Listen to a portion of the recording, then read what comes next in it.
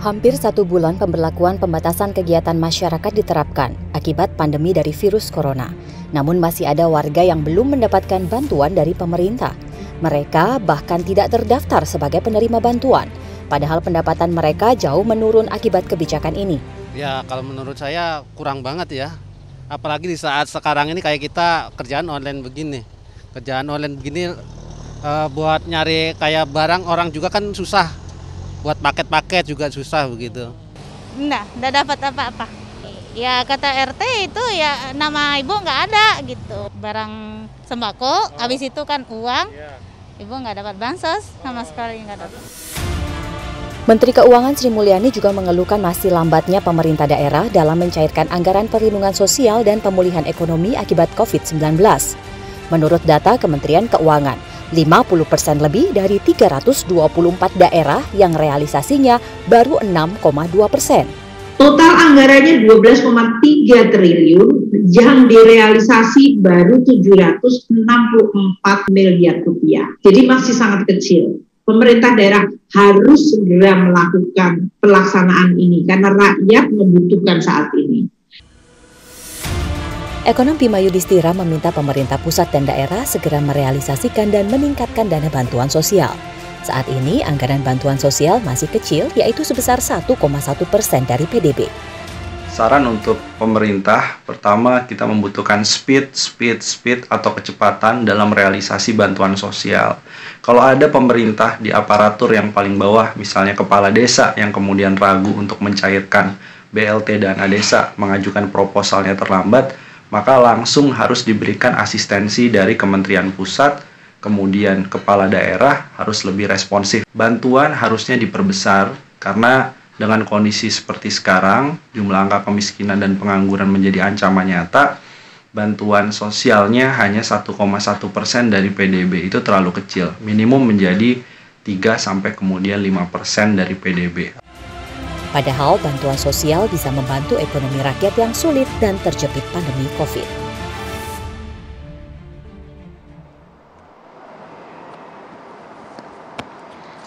Selamat malam pemirsa, PPKM akhirnya resmi diperpanjang hingga nanti 2 Agustus. Dan kalau memang belum juga mereda pandemi ini, bukan tidak mungkin bahwa PPKM ini dimungkinkan akan diperpanjang. Dampaknya tentu akan semakin luas. Mereka yang tadinya bisa jadi ini sudah mulai bisa sedikit bernapas dengan meningkatnya kasus penambahan positif corona, ini tentu kembali menghantam mereka yang sebenarnya pendapatannya harian. PPKM yang diberlakukan tentu membuat mereka semakin sulit untuk bisa mendapatkan rupiah demi menyambung hidup. Dana bansos yang diharapkan juga belum mereka terima. Untuk itulah pada malam hari ini Indonesia Business Forum mengangkat tema mengenai bansos telat rakyat meratap. Saya sudah bersama dengan 3 orang narasumber di studio dan juga 3 orang narasumber yang terhubung melalui online. Saya akan sapa satu persatu terlebih dahulu narasumber saya yang ada di studio.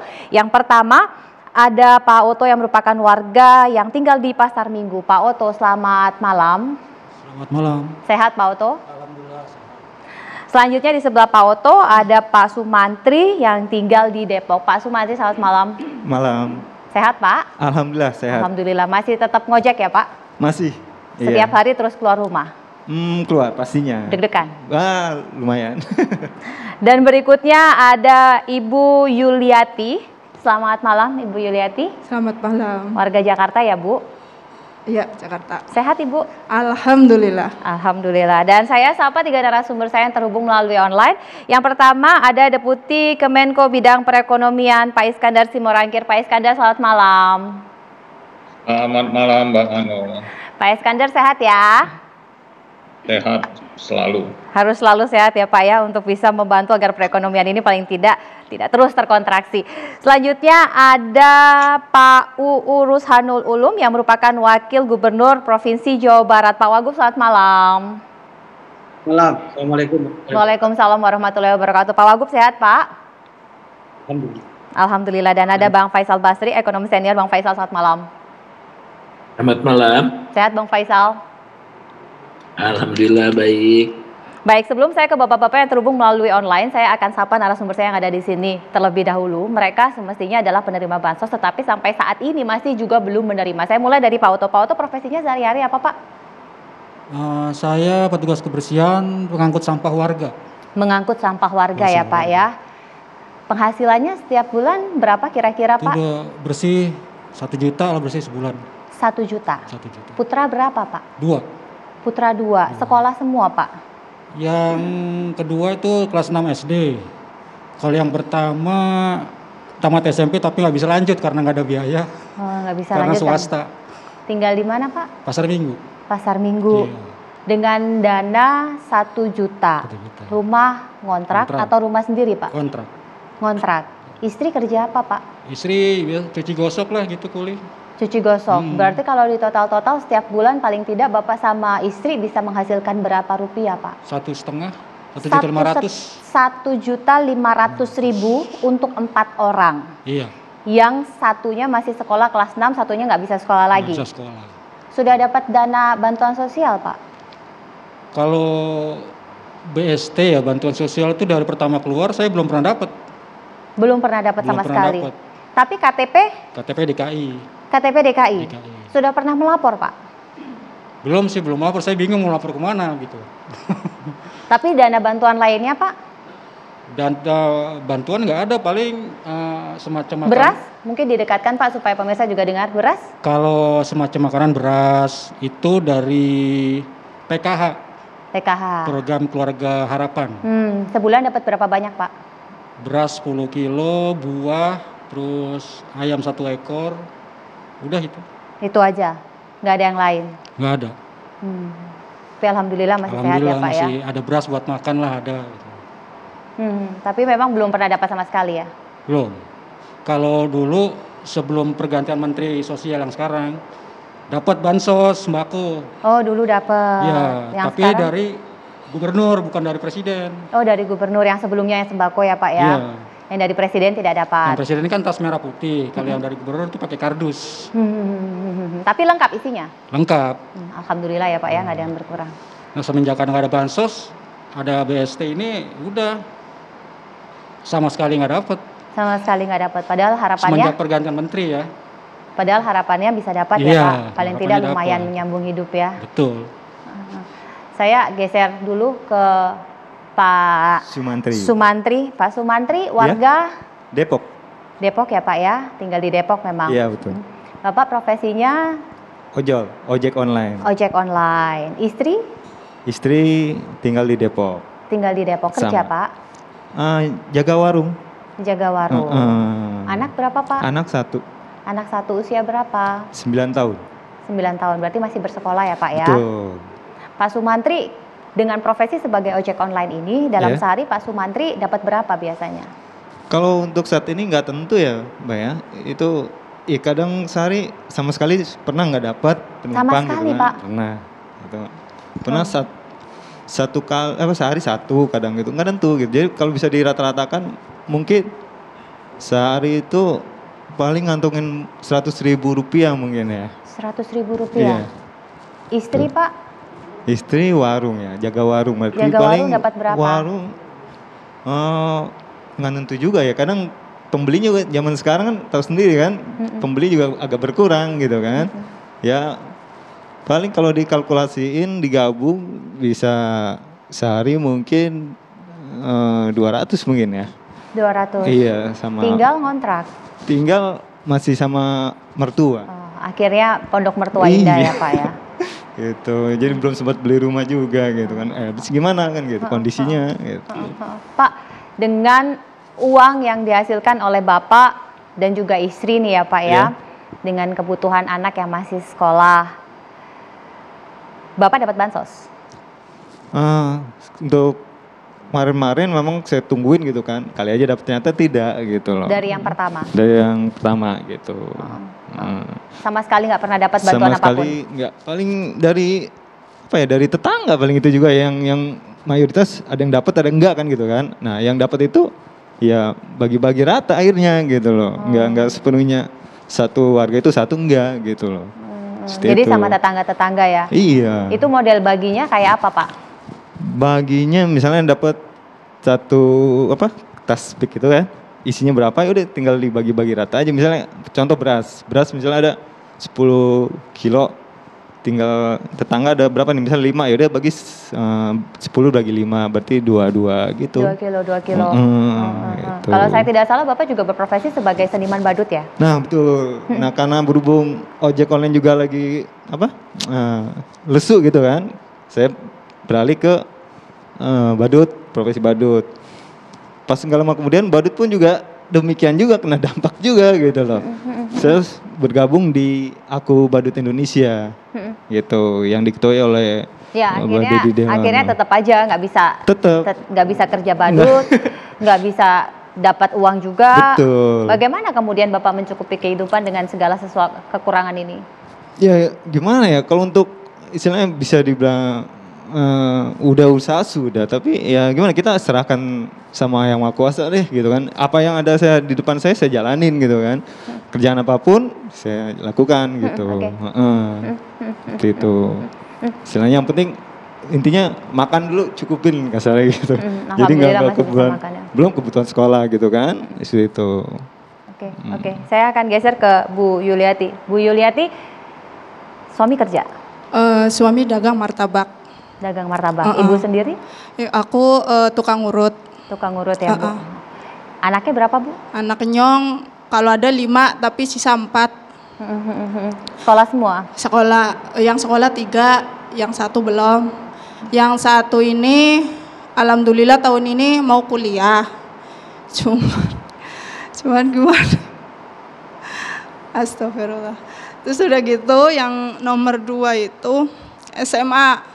Yang nomor 3 itu SD. Nah, anak aku itu kan semuanya swasta semua ya, Mbak Brigita. Jadi beratlah di PPKM ini sebenarnya. Dagang setiap malam itu dikawal sama TNI, polisi sama Satpol PP. Coba. Emang suamiku itu kalau martabak kan bikin langsung bawa pulang bikin.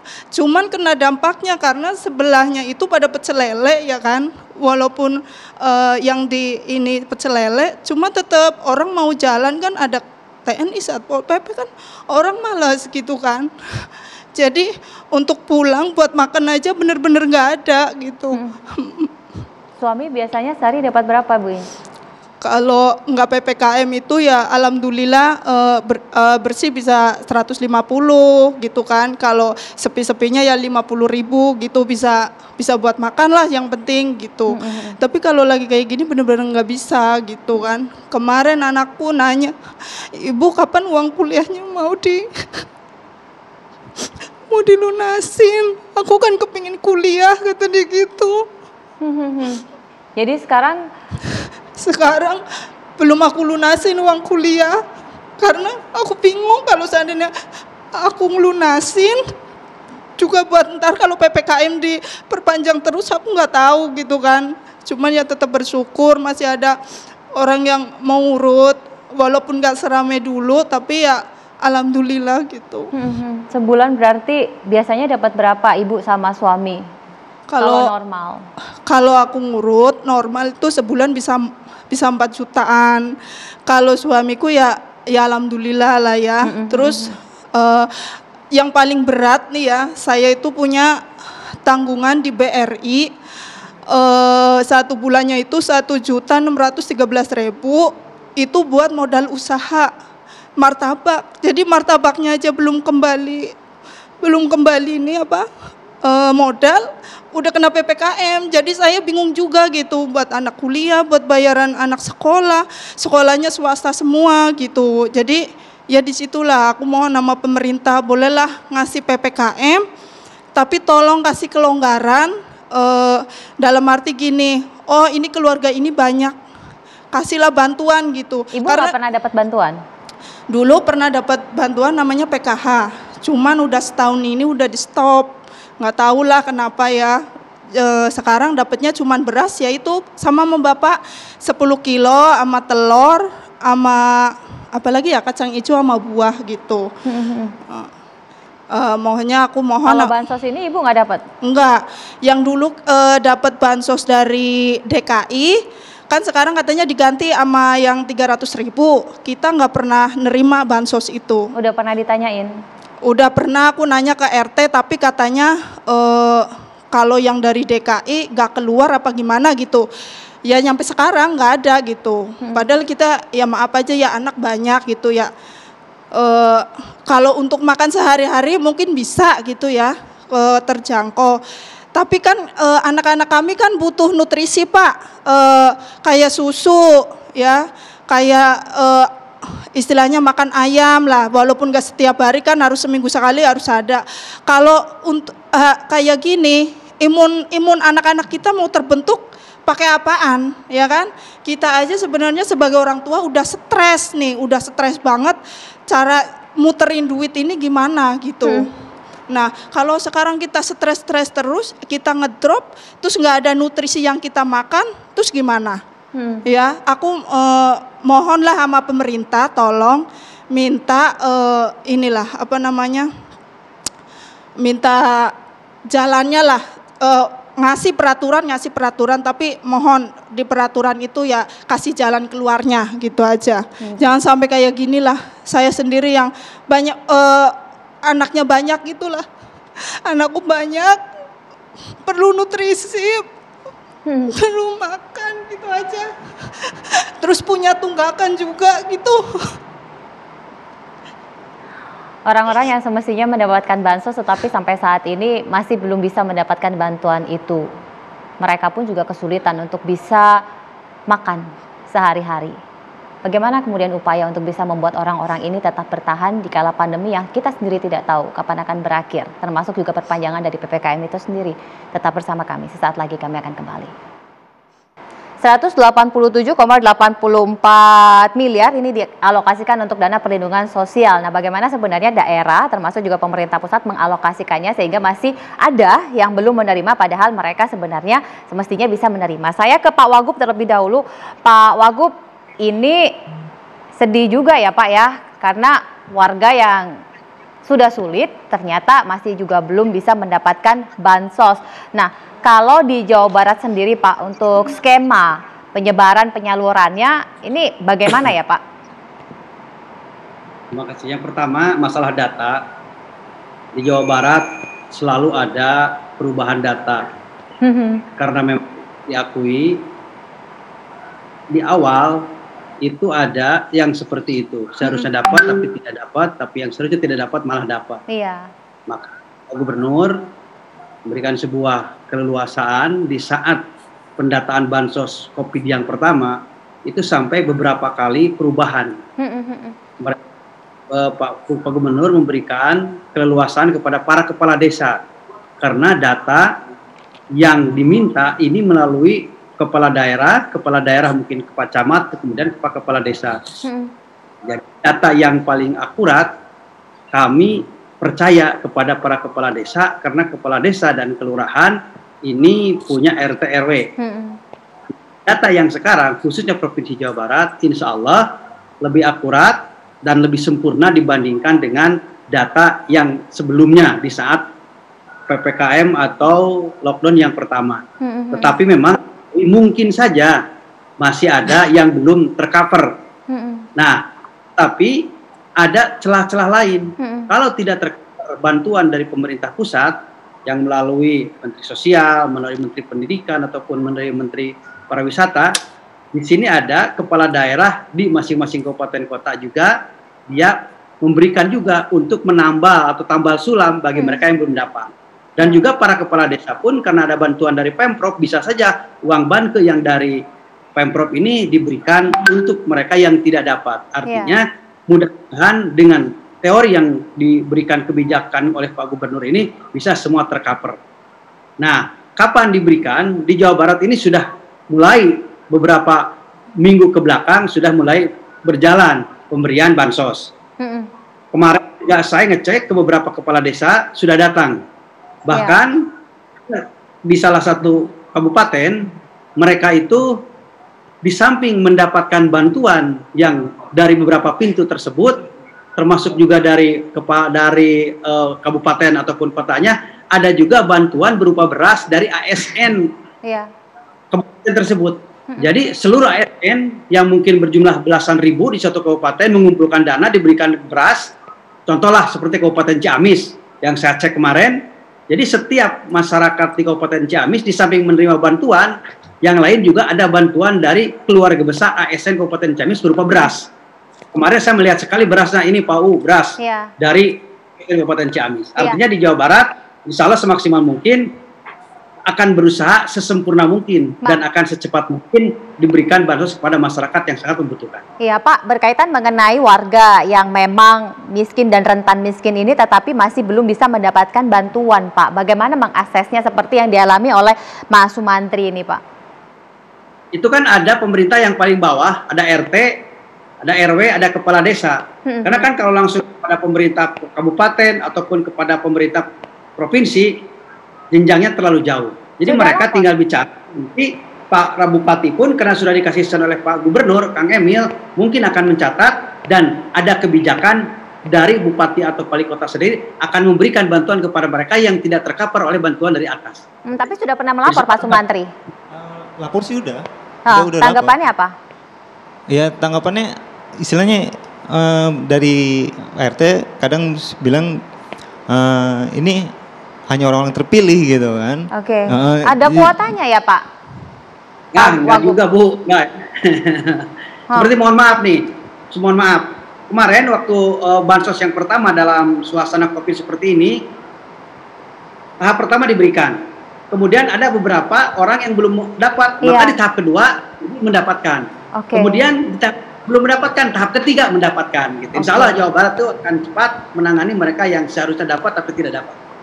Oke Pak, dengan harapan bahwa itu bisa tersalurkan dengan baik, tetapi ternyata kalau dari laporannya masih banyak yang belum terserap sehingga dimungkinkan inilah penyebab belum meratanya bantuan. Nah, strategi apa kemudian yang diterapkan oleh Pemprov Jawa Barat untuk bisa mempercepat serapan agar ini bisa terdistribusi lebih cepat Pak?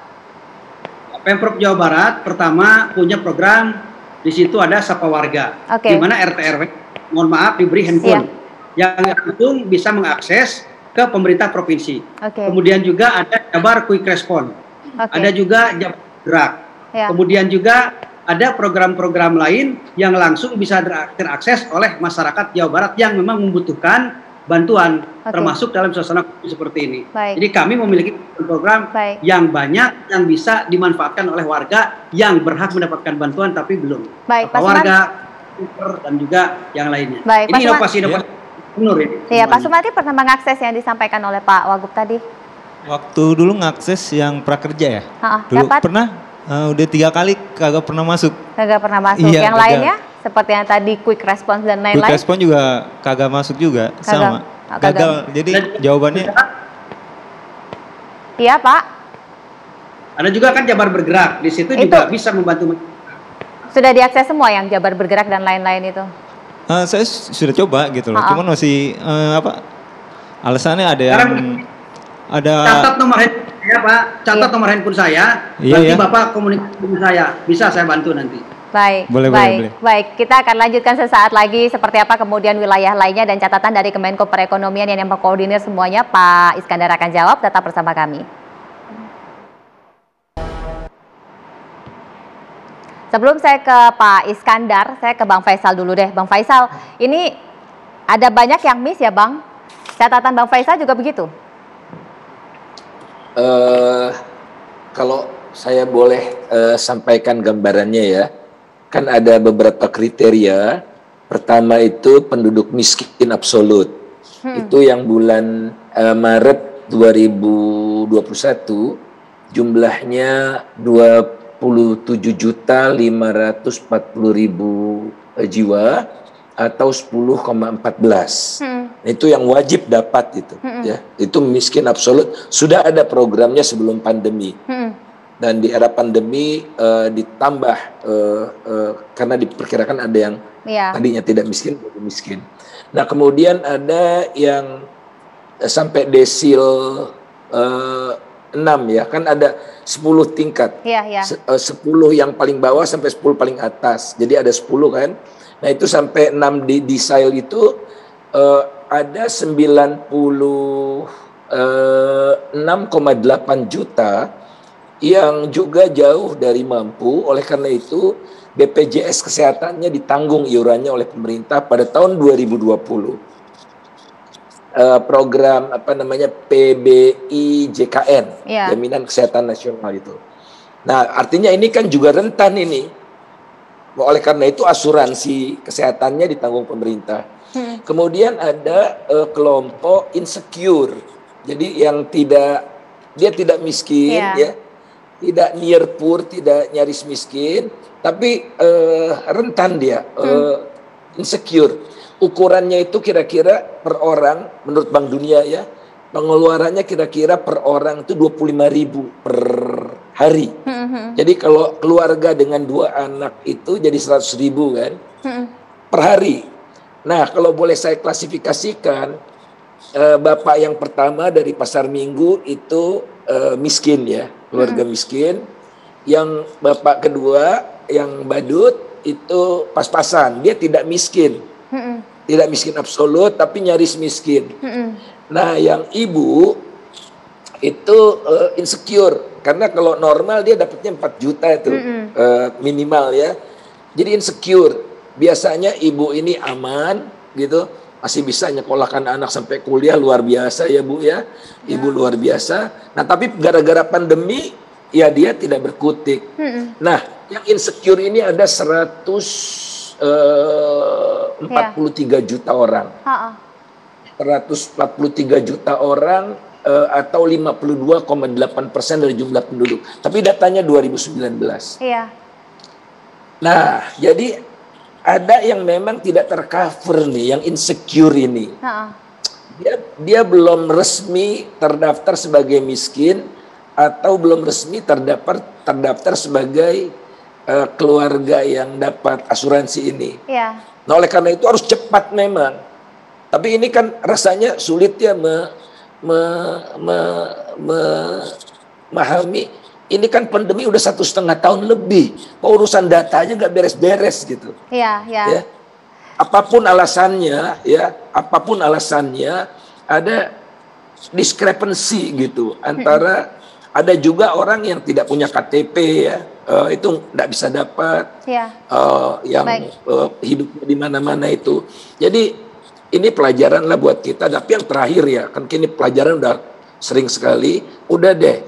Satu sistem aja, jangan terlalu banyak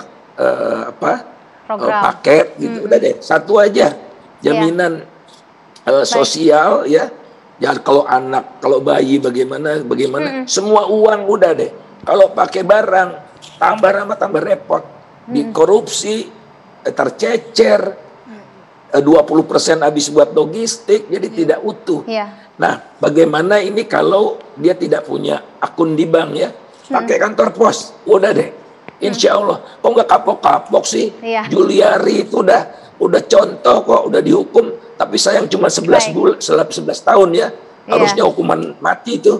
Kalau tidak mati, seumur hidup gitu. Tercahan orang nasibnya. Jadi ayo kita mulai secepat mungkin, karena mereka tidak boleh kelaparan. Nah, tambah lagi, apalagi kalau mereka kena COVID, udah deh, selesai nih. Saudara-saudara kita ini yang jumlahnya banyak, 143 juta orang. Pak Iskandar, jumlahnya banyak sekali loh yang insecure ini, tetapi bisa dimungkinkan mereka tidak terdata. Seperti tadi yang disampaikan, melapor pun juga tidak terpilih dalam tanda petik, Pak Iskandar. Terima kasih Mbak Manu. Pertama, saya ya, kami ingin menyampaikan simpati dan keprihatinan kepada Pak Oto, Pak Sumantri dan Bu Yuliati ya atas permasalahan yang dihadapi. Mungkin saya akan memaparkan dulu sebenarnya supaya tahu juga nih masyarakat ya. Jadi kalau ada cerita-cerita tadi misalkan diberikan kepada saudaranya, sebenarnya dia berhak, maka dia seharusnya berhak mendapatkan perlindungan sosial. Ingin saya memaparkan dulu programnya. Sebenarnya banyak sekali memang program kebijakan perlindungan sosial untuk rakyat ini seluruh Indonesia. Ya, tadi yang diceritakan oleh Pak Oto tadi itu sebenarnya anggaran yang sudah dialokasikan oleh pemerintah pusat dan kita alokasikan melalui daerah. Pertama ya, yang ada anggaran perlindungan sosial ini skema kebijakan perlindungan sosial ini kan didesain pemerintah untuk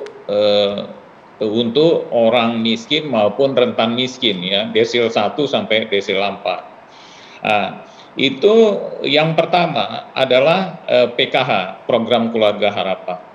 Itu sudah dialokasikan 10 juta keluarga. Berarti rata-rata berdasarkan data yang ada satu keluarga itu 4 orang ya, bapak, ibu, 2 anak kita gunakan yang konservatif. Berarti itu ada 40 juta orang. Apa yang mereka dapat ya? Itu ibu hamil dan anak usia dini itu dapat 3 juta.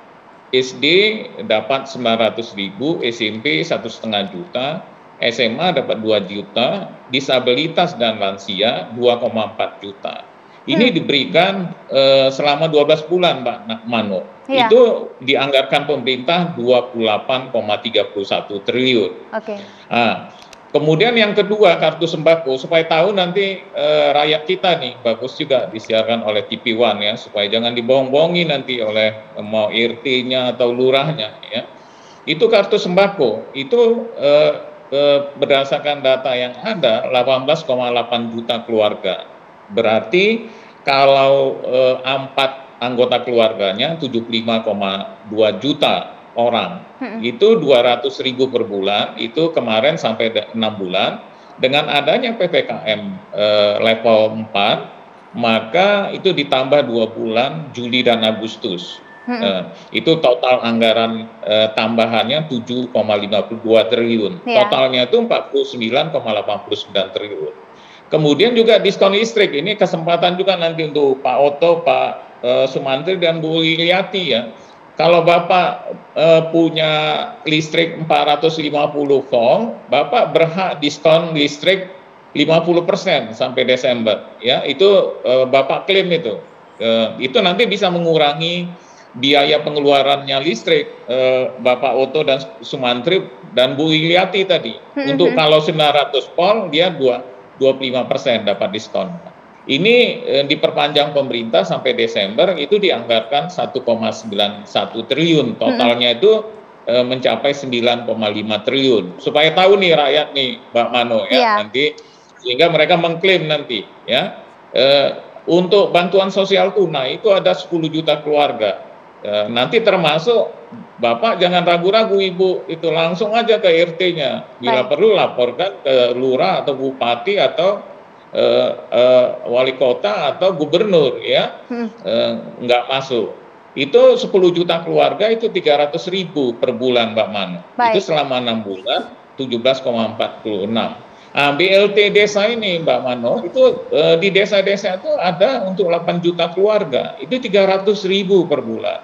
Ini selama 12 bulan itu ada 28,8 triliun. Maka ini kita minta daerah ini, mohon maaf Pak Wagub, kalau bisa misalkan dipercepat BLT desa ini, itu salah satu bumper untuk meningkatkan daya beli masyarakat, khususnya kelompok 4 desil terbawah, 40% terbawah. Baik, selain BLT desa ada yang lain, nanti Pak Iskandar akan lanjutkan. Satu lagi yang lain ini sesaat lagi, tetaplah bersama kami. Satu lagi tadi kalau kata Pak Iskandar, silakan Pak Iskandar, akses lain yang bisa dimanfaatkan oleh para keluarga miskin dan rentan miskin ini Pak dari pemerintah. Nanti Ibu ya, Pak Oto atau Pak Sumantri, Bu Yuliati tadi, itu ada subsidi kuota internet. Nanti itu diperpanjang pemerintah tuh sampai Desember. Nanti kalau ada anak-anaknya belajar dan daring online ya, itu klaim minta pulsa itu ya untuk kuota internet, karena pemerintah sudah menambah anggaran untuk pulsa internet ya, itu 5,54 triliun sampai Desember. Itu totalnya 8,54 triliun. Nanti minta tuh Bu Yulianti ya, kalau anaknya sekolah atau Pak Oto maupun Pak Sumantri itu bilang, itu kata Pak Iskandar itu saya dapat bilang. ya. Itu sesuai dengan programnya pemerintah di dalam kebijakan perlindungan sosial.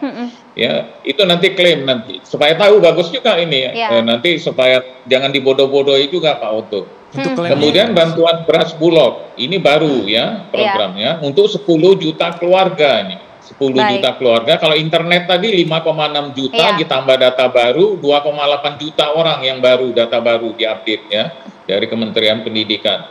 Nah, yang beras Bulog ini untuk 10 juta keluarga penerima bantuan sosial tunai dan keluarga sembako ya 18,8 juta yang dapat dari keluarga sembako, di total jadi ini 28,8 juta. Harusnya nih ketangkap lah Pak Oto, Pak Sumantri sama Pak Bu Yulianti. Itu dianggarkan itu 3,58 triliun. Jadi nanti dapat 10 kilogram Pak per keluarga ya. Pak Oto, Pak Sumantri, Bu Yulianti. Pak. Terakhir itu ada usulan Pemda 5,9 juta keluarga ini baru nih ya, berdasarkan usulan Pemda itu dapat kartu sembako PPKM 200.000 per bulan. Itu 6 bulan, Juli sampai Desember udah dianggarkan itu 7,8 triliun. Belum lagi yang namanya Mbak Mano seperti Ibu Yulianti itu ada yang namanya bantuan produktif untuk usaha mikro ya. Itu pemerintah menganggarkan 1,2 juta, 1,2 juta untuk 3 bulan 3,6. Jadi totalnya itu udah dianggarkan 3,6 triliun. Misalkanlah kayak Bu Yuliati tadi, gara-gara modal kerjanya udah buat makan, itu bisa mengklaim bantuan produktif usaha mikro, karena kan termasuk usaha mikro nih Bu Yulianti ya, ataupun nanti yang lain kayak gitu. Informasi-informasi ini memang bagus untuk masyarakat 4 desil terbawah tadi supaya tahu, termasuk UMKM usaha mikro itu juga dibantu oleh pemerintah, termasuk juga KUR. Mbak Mano. Demikian Mbak Mano. Pak Oto ada yang mau disampaikan? Ada. Selamat malam. Langsung saja Pak. Selamat malam Pak Is. Selamat malam. Ini Pak, saya Pak Oto dari Pasar Minggu Pak. Ada yang saya mau tanyakan. Tahun 2020 itu kan saya dapat sembako tuh dari gubernur ya. Nah, semenjak sembako hilang, kenapa saya BST nggak ada ya, nggak dapat sama sekali ya. Sedangkan yang dulu dapat dari sembako presiden, sekarang malah dapat BST, ada gantinya.